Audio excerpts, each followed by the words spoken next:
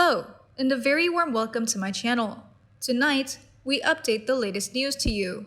Jessica's tell-all book will reveal Meghan's evil nature. Done, Meghan. Previously, we reported that an insider told Jessica has been calling Meghan nonstop and also calling up mutual friends to try and patch up their friendship. She's devastated. Meghan has turned her back on her at a time when she needs her most. But their friends have told her not to expect to hear back from Meghan because when she cuts someone off, she's done for good. Just like with family. The Daily Mail added later that friends told them that Jessica is at her wit's end and is considering writing a tell-all book about Meghan because she has nothing to lose. Mulroney's reps didn't comment when the Mail said she was worried her career might be over. So, do you think Jessica Mulroney will write a book about Meghan, the Duchess of Sussex? Maybe. Remember, Jessica Mulroney goes back quite a long way with Meghan, so they likely have dirt on each other. And while I used to think it was Jessica who was former yacht girl along with Meghan, it has come to light that Jessica never needed the cash. She comes from a decent amount of money herself, so maybe, just maybe, Meghan has more to lose. That's what it will ultimately be about, I think. Right now, Jessica is going through what might be the toughest time of her life, and Meghan ghosted her bestie with little thought. The one thing I've learned from watching Markle is she does not play chess. She doesn't think what long-term results could occur from today's actions. Meghan just reacts, no thinking it through at all. Mulroney, as much as she is being maligned, will rise again. Her star will shine, she will find new jobs, and she will exact her revenge, quite possibly on the person who should have had her back, her ultimate best friend, Meghan Markle. But this is where it gets interesting in thinking through the games played and who pays. Because Meghan is going down. Almost everyone following the royals in Great Britain can see the day of reckoning is approaching. Why do I state it like it's something I'm looking towards? I have sympathy for people who are bullied. And what Meghan has done has been masterful. She is the bully, painting all royals like they are demon beings who didn't welcome her. Lie. Didn't defend her. Lie. Didn't hit back at mean stories in the press about her. The palace says they could not lie about the horrible true stories about Meghan, such as some were. Otherwise, they did defend her. And Meghan was not thriving. Lie. And no one asked if she was okay. Lie again. And felt unsupported. Lie. Meghan is a mean girl. She ghosts friends, families, castmates, press, lovers, husbands, yes plural, and has ghosted the royal family. But Meghan isn't content. She wants more money from the royals, which makes some wonder what she and Marcus have on Harry. And these days, it can't be as shocking as she would like to imagine. So Meghan is trying to storm the gates of Buckingham Palace. But Meghan isn't the brightest bulb, who faced down innumerable daunting prime ministers, parliament, dodgy family members, enemies of her country, and more foreign leaders than anyone on this earth. Her Majesty Queen Elizabeth II. Meghan is going to lose her UK media lawsuits, but her attorneys are not paid to tell her that. They want her cash, charging every 6 minutes, and Meg's PR firms are trying to throw out sad tales of poor Meghan, the perennial victim. As if. Meghan's trial will take place right around the time she has her one-year review with the Queen, from who she runs. And if or when Harry leaves Meghan, she won't have a title left or a shred of dignity with which to cover her embarrassment. I doubt Marcus would tell about the way Meghan paid her dues and fees to belong to Soho House, not on $450,000 a year per her suit's income. And I doubt Doria wants to see the inside of a courtroom, but a certain friend just might go there. Well, ex-friend. Woke Meghan threw her friend under a huge bus, ghosting her overnight. What's sad is a friend is supposed to be there in good times and bad, happy and sad. Our friends have our backs, but try telling that to Megs. She doesn't know how life is played. Well, most don't play a game, they live it. But Meghan is a whole different problem. Mulroney sees it now, and I'm sure her pain will give rise to a book that could explain just what Meghan did to ensnare Prince Harry. Would Black Lives Matter not be as important because a biracial ex-royal decided to remain friends with a racist individual? Meghan could have taught Mulroney, but that's not this bully's style.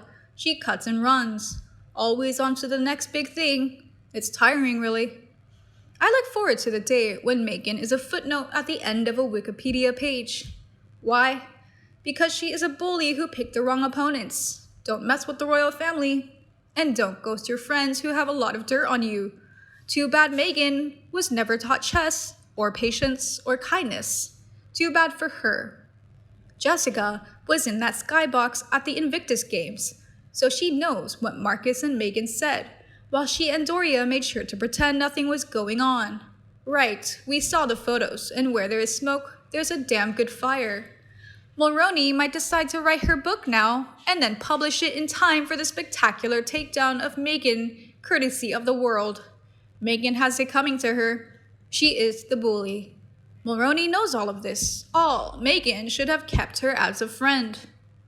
Meanwhile, in other news, from New Idea magazine, Prince Andrew's scandal. He can't hide forever. Prince Andrew's association with Jeffrey Epstein is once again under the microscope following the arrest of the late convicted sex offender's girlfriend, Ghislaine Maxwell. Nigel Cawthorne, the author of Prince Andrew, Epstein, and the Palace, says Maxwell's arrest was inevitably dredged up allegations about Andrew's association with the underage ring. The royal family must have known this was coming, says Nigel. Prince Andrew, in particular, is now in a very difficult position. Although Nigel observes that Prince Andrew, 60, appears rather too thick-skinned to panic, it's a probable crisis talks are being held with palace advisors about this development and the potential implications on the Duke of York and the royal family. This is all happening behind palace walls, so we won't get to know the ins and outs of it, Nigel speculates. A crisis team of advisors is likely to be guiding the royals on how to navigate the situation and avoid further reputation damage. But Nigel notes that Prince Andrew has infamously gone rogue before. Obviously, he did that TV interview last year against everyone's advice, including Ghislaine Maxwell's, he says. Nigel believes the royal family is also employing their own crisis management strategy. The author says, they are plainly trying to distance themselves from Prince Andrew. Obviously, it doesn't reflect well on the royal family, whatever the outcome. But they've weathered many storms in the past. Maxwell now faces trial over her alleged involvement in procuring and grooming underage women for sexual relationships with Epstein and his high-powered associates. Both she and Andrew have consistently denied all allegations of wrongdoing. There's a chance Andrew will be called on as a witness at Maxwell's trial, and the royal author is adamant the prince has to do something.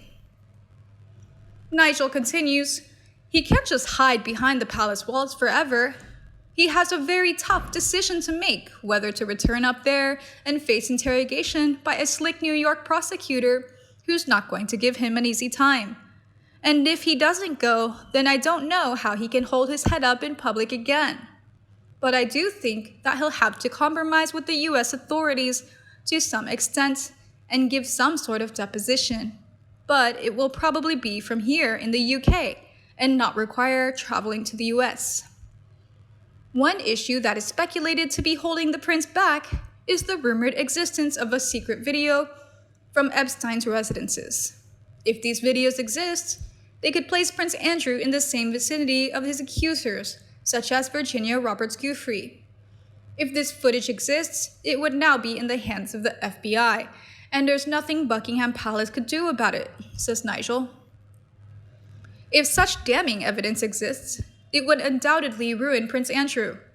The prince hasn't been charged with anything at the moment, but I will say that the evidence against him is pretty strong. He has known Epstein and Maxwell for many years, so it's very difficult to say how he wouldn't have known what was happening in that situation, Nigel added. There have been several calls, including from me, that if what Miss Giuffre says is true, that she was trafficked over to this country, the UK, to have sex with Prince Andrew. That is an offense under the 1956 Sexual Offences Act, Nigel explains. Meanwhile, Andrew's ex-wife Sarah Ferguson, along with their daughters Princess Beatrice and Princess Eugenie, have remained stoically on the prince's side. It must be embarrassing, socially at the very least, Nigel says. The author also weighed in on Epstein's unexpected death while in prison and Maxwell's fate. We all have our suspicions, so there have to be worries. I mean, that would really be a scandal because one would assume that someone had taken action against her. My news today is ended. How do you feel about it? Please let me know in the comment section below and we can discuss together. Remember to like and share my video for anyone you think it also interested. And don't forget to subscribe to my channel to get more news from the royal family by our team. Now, good night and see you tomorrow. To form a society will need many different types of people and personalities. And Meghan shares breathing in the atmosphere. Yes, she has the right to do so, but there are things she has surpassed her powers. She quietly did and did not need anyone to advise. The incident broke down. She was new. Calling on others to help. She's a sloppy person and everything.